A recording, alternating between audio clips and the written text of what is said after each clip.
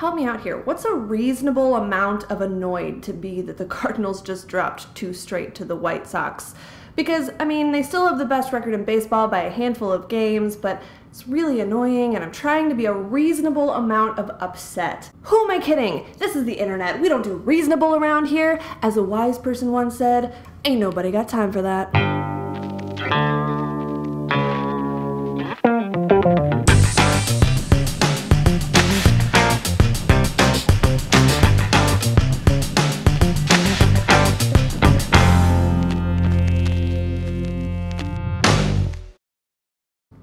Hello and welcome to episode 2 of this little show that's apparently permanently going to be known as Bird Seeds. The title seems to have stuck, and that's okay with me because I didn't have any other ideas, let's be honest. I'm Tara Wellman, and if you didn't see the first episode, you can go ahead and check that out.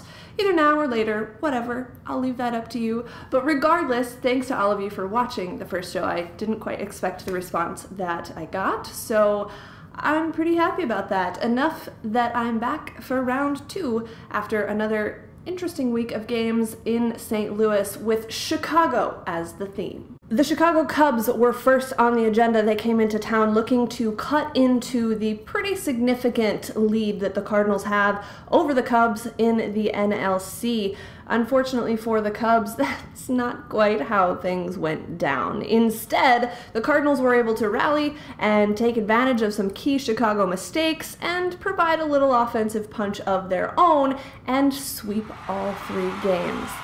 Thanks for playing. Bye-bye. And in the process, the Cardinals were able to get to Adam Wainwright number of wins before July 1st. Way to go, guys. As the Northsiders headed out of town, the Southsiders came in looking to maybe right the ship a little bit on the back of Chris Sale to start the series. Now, a Cardinals loss against Chris Sale, I can handle that, but extra innings with plenty of chances, followed by a rain-delayed game that I'm still trying to recover from this morning, and another loss, and a bad one at that. Here's where I'm trying to not be upset. Because the Cardinals are still the best team in baseball, the White Sox really aren't a threat at this point, but those games where you know you have chances, you've got a Mark Reynolds triple, and you don't do anything with it, come on. But the good news is the Cardinals are still the only team in Major League Baseball with 50-plus wins, so I can only be mad about it for so long. In this week's edition of All the Injuries, we add 2 more to the list, starting with Matt Belisle. All that high sock power couldn't keep him off the disabled list as the injury bug spreads throughout the bullpen. As good as this bullpen has been, if these guys keep dropping like flies, it's going to cause all sorts of problems. Not just because, you know, guys are injured and rookies have to come up. Oh, hey, Marcus Hatley, welcome. But because Mike Matheny is going to fall back into some bad habits. You know, things like pitching Seth Maness every single day, or running Kevin Segrist out there way too often, or trying to get 2-inning saves out of Trevor Rosenthal 4 or 5 days in a row. These things are not good for the team, for the bullpen, for my sanity. So please, can we stop injuring the relievers? And joining him, Jaime Garcia. Sad face. It looks like Jaime Garcia is going to avoid a DL stint with this groin cramp / strain. Seems no one quite knows what to call it. Typical Jaime Garcia. But come on, dude. We've spent 3 years, 4 years, how many years now trying to make sure that your arm doesn't fall off, and then you're out with a groin strain? Get it together. Seriously. Good news for Tim Cooney, though. He's gonna get another big league start.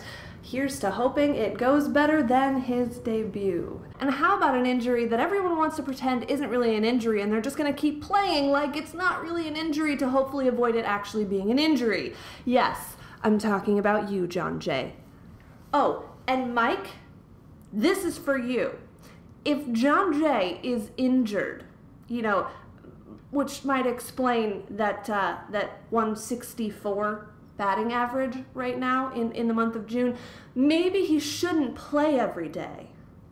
Another guy that I'm beginning to be a little concerned about is Matt Carpenter, and he's not a guy that you expect to be concerned about. He's been so consistent, he's been so resilient, he's been such an impact in this lineup. In fact, through the first month and a half or so of the season, he was such an impact that Mike Matheny moved him to that 2 spot in the lineup to try to produce more runs, and it worked. Up until the time where he missed a series in Pittsburgh with this exhaustion, dehydration situation, he was hitting .333, he had 14 doubles, 5 home runs, 20 RBI on the year. Dude was killing it and blowing everyone away in the process. He was making an MVP case for himself through a month and a week of the season.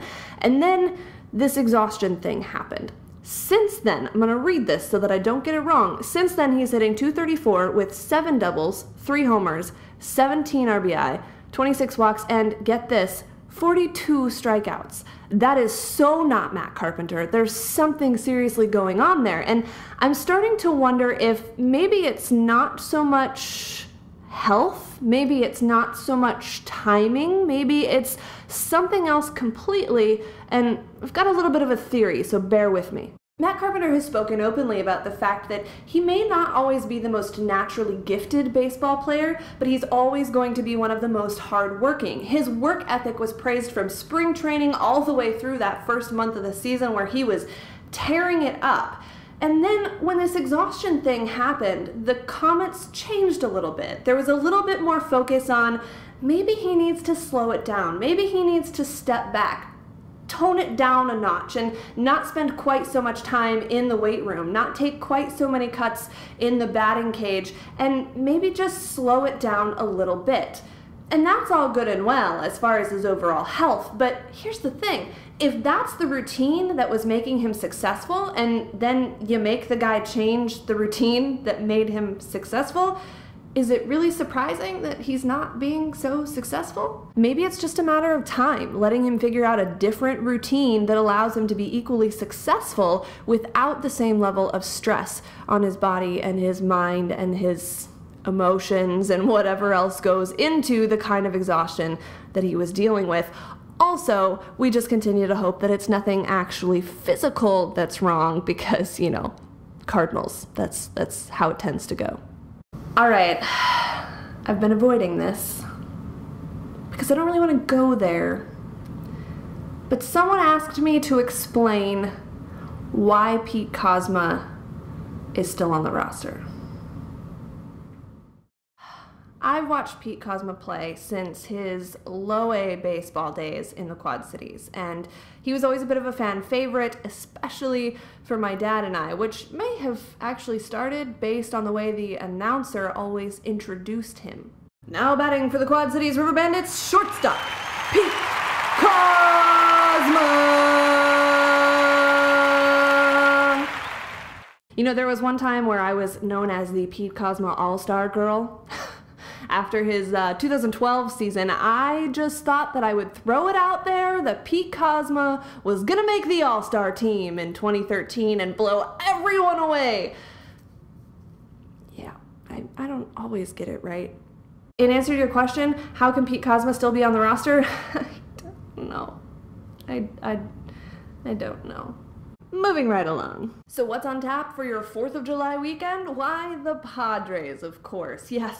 Yes, those Padres. The Padres who made all the flashy moves over the offseason, bringing in Matt Kemp and company, and then at the last hour, Craig Kimbrell to seal the deal. And now they're 37-43. Yeah, they have a Major League Baseball 28th best batting average as a team at .230 and a .410 team ERA. So, I mean, what I'm saying is flashy moves don't always equal great results, which means the Cardinals, the best team in baseball, should probably step up their game and handle the Padres pretty easily this week. Are you listening, Cardinals? And just like that, we'll be at the All-Star break. Can you believe we're that far into the 2015 season already? Now, I want to know from you, not who you think will make the All-Star team, but who will be the biggest All-Star team snubs? You know, the guys that should make the roster but won't because it's a popularity contest where fans of their team just vote for their team regardless of All-Star status. I'm talking about you, Royals fans. Yeah, I'm talking about you, okay? But anyway, tell me who won't make the roster that should. Leave it in the comments, send it to me on Twitter, wherever else you run into me on the interwebs, and we'll talk about it next time. Until then, happy 4th of July, everyone.